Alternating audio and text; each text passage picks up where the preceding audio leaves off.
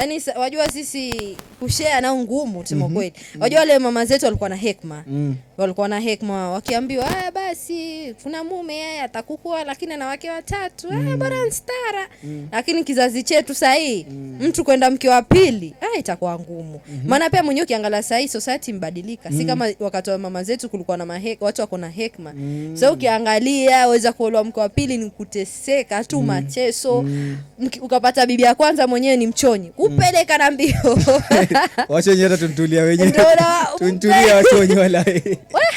Kupeleka na mbio yani. Yani sasa hii society mbadilika tuseme kweli. Sasa mke wa pili mtu kuolewa mke wa pili sasa hii. Kweli ni heri.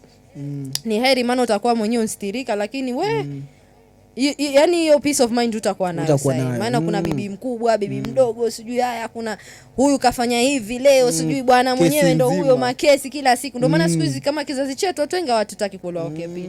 Tutaka kama atapata mtu basi kama atatoa ni sawa. Maana sasa hii nini society mbadilika. Si kama enzi za mama zetu waweza kuolewa hata mke wa 5. Mtu hana shida. Lakini sasa hii olewa mke wa pili tu kushakuwa kasi.